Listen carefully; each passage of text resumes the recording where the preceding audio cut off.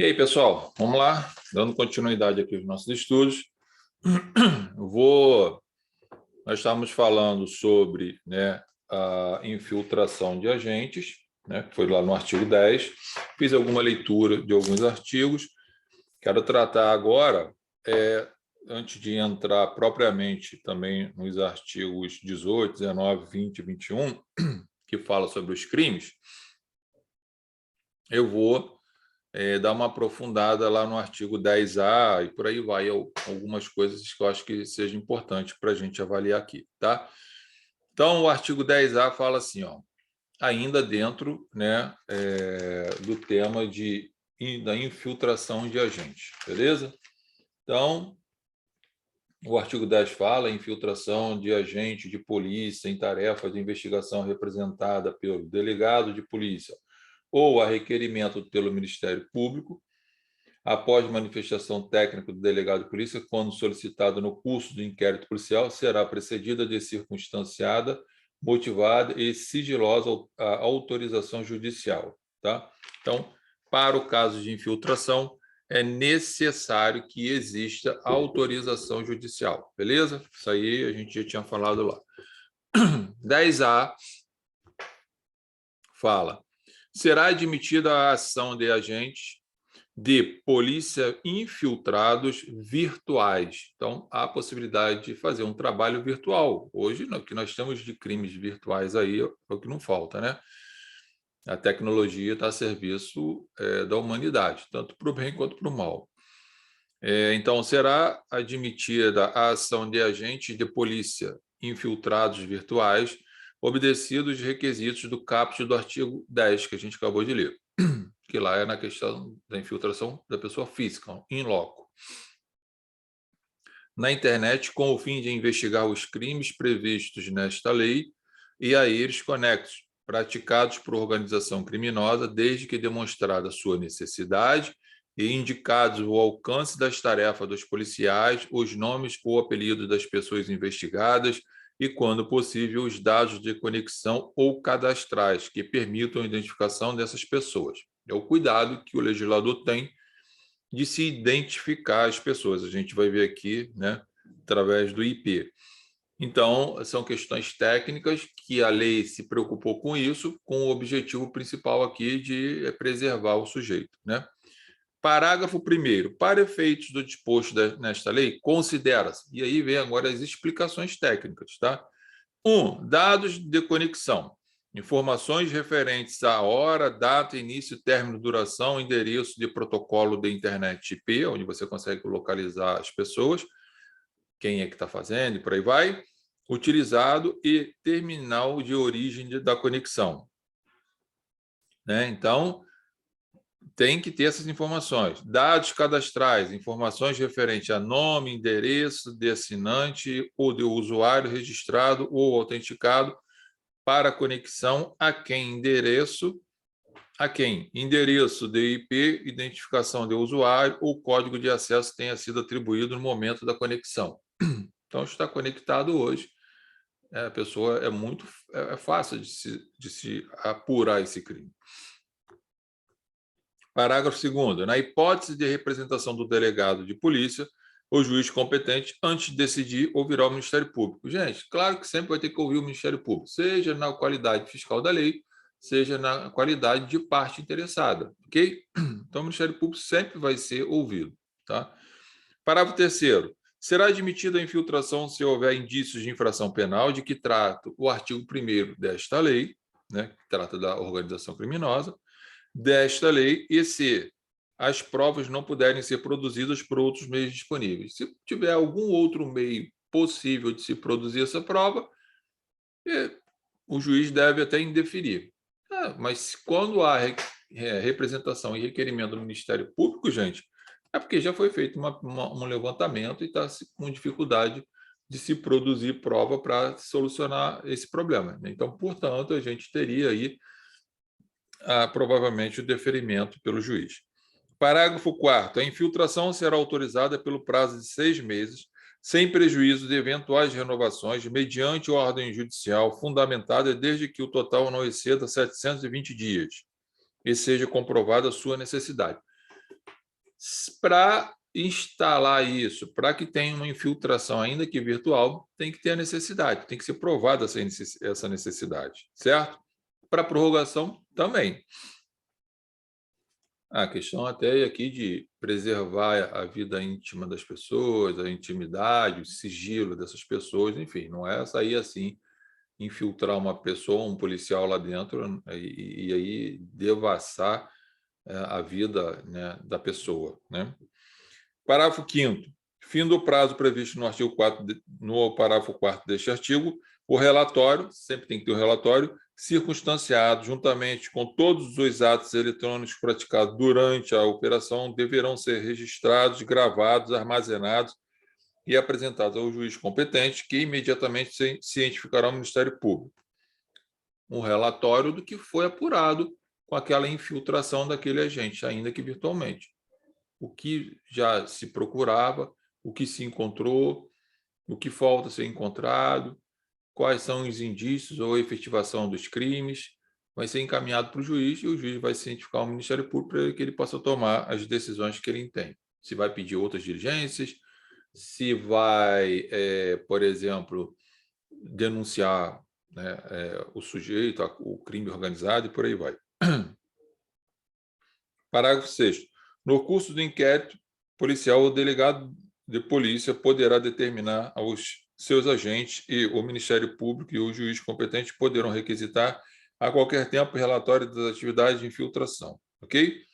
Então, o sujeito que está infiltrado lá, ele pode ser solicitado, requisitado, dependendo de quem vai fazer, informações através de um relatório sobre o que está acontecendo lá, o que ele já apurou, o que ele está apurando, qual é o comportamento daquelas pessoas que compõem a organização criminosa, quais vão ser os próximos passos deles, enfim, tudo isso, né?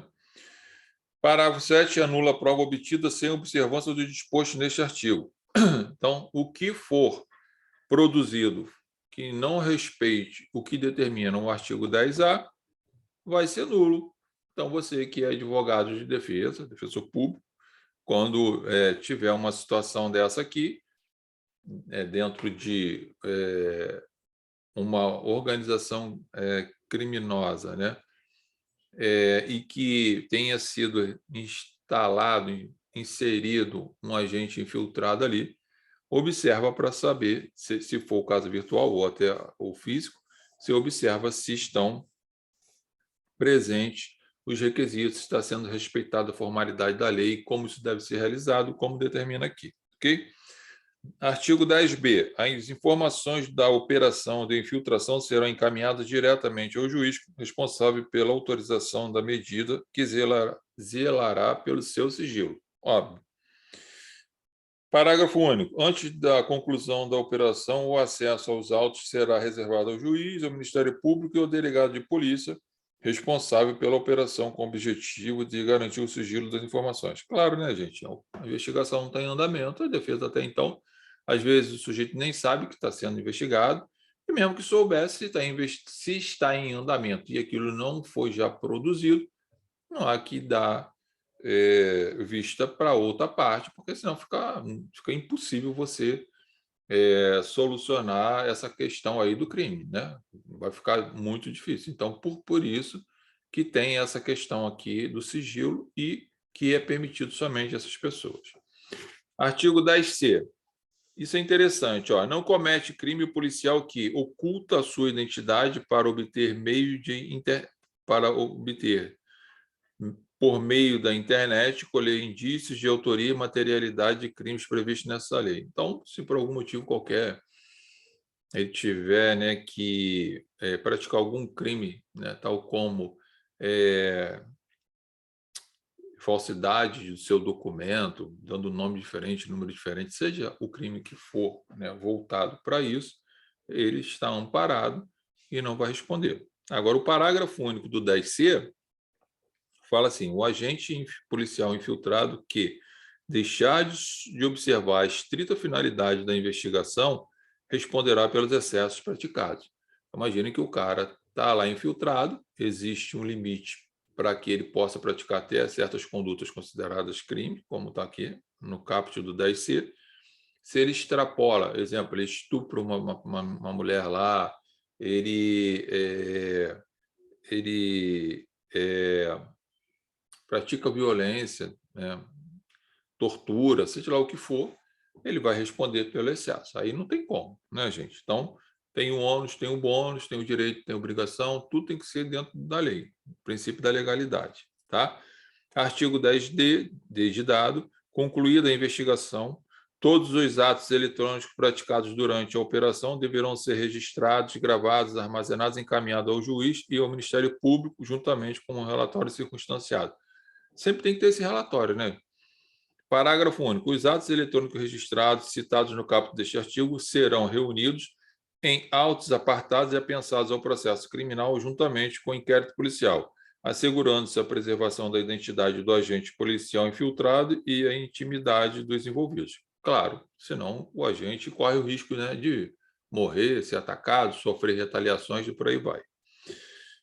Artigo 11º. O requerimento do Ministério Público ou representação do delegado de polícia para infiltração de agentes conterão a demonstração da necessidade da medida. Olha que interessante, não é simplesmente pedir, tem que mostrar a necessidade dessa medida, que é extrema, né? O alcance das tarefas dos agentes, informar o que esses agentes vão fazer e até onde eles podem ir, pelo menos um limite, ainda que abstrato, porque pode acontecer algumas coisas reais, isso tem que extrapolar, mas pelo menos tem um limite. E, quando possível, os nomes ou apelidos das pessoas investigadas e o local da infiltração. Geralmente é o IP que vai estar mostrando lá, né? Parágrafo único. Os órgãos de registro e cadastro público poderão incluir nos bancos de dados próprios, mediante procedimento sigiloso e requisição da autoridade judicial, as informações necessárias à efetividade da identidade física fictícia criada nos casos de infiltração de agentes na internet. Então, os bancos de dados, né, através de uma determinação judicial, inserem nomes falsos, dados falsos do policial que está infiltrado ali, caso alguém venha fazer alguma pesquisa, por exemplo, como entendendo que está desconfiando daquele sujeito, e aí se busca, qual é o seu documento, já que você está falando que você é contador, que você é advogado, que você é médico, que você é dentista, seja lá qual fosse a profissão dele, o sujeito dá o documento e o bambambam lá da organização criminosa vai, né, por exemplo, hackear, seja lá o que for, esses órgãos, né, empresas privadas, órgão público, para tentar obter informações sobre aquela pessoa. Logo, vai encontrar uma informação que não é a verdadeira. Logo, também não responderia, né? Artigo 12. O pedido de infiltração será sigiloso, somente distribuído de forma a não conter informações que possam indicar a operação a ser efetivado ou identificar o agente que será infiltrado. É óbvio, a gente tem que manter o sigilo da pessoa que vai ser infiltrada para preservar, né, a vida dessa pessoa e mais, da sua família e por aí vai. Isso aí está mais do que claro para a gente, né? Parágrafo 1º. As informações quanto à necessidade da operação de infiltração serão dirigidas diretamente ao juiz competente, que decidirá no prazo de 24 horas após a manifestação do Ministério Público, na hipótese de representação do delegado de polícia, devendo-se adotar as medidas necessárias para o êxito das investigações e segurança do agente infiltrado. Então, sempre o juiz vai decidir no caso da infiltração. Fica bem claro isso aqui para a gente, né?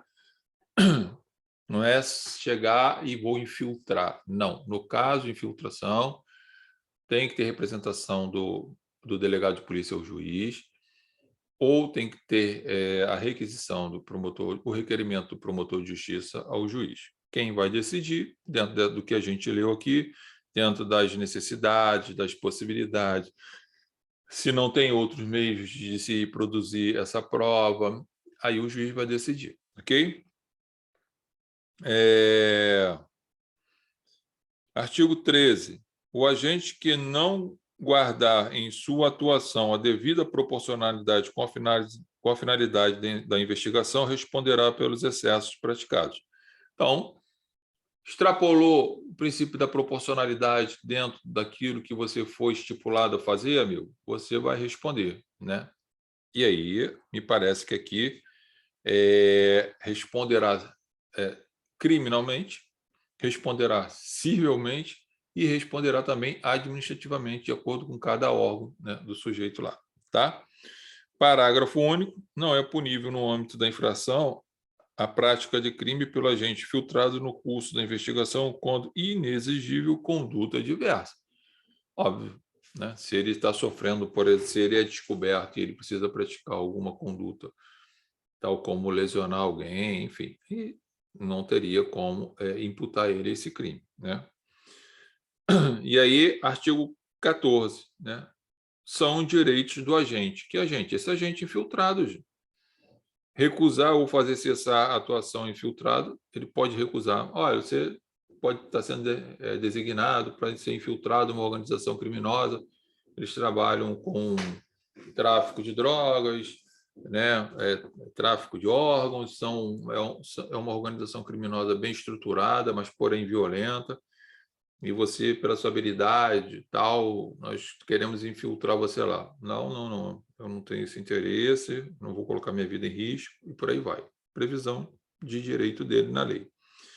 2, ter sua identidade alterada, aplicando-se no que couber o disposto no artigo 9º, né? Ou seja, a preservação, né, da identidade dele, os cuidados necessários, né? Então, tudo isso aqui tem que ser preservado do agente infiltrado, né?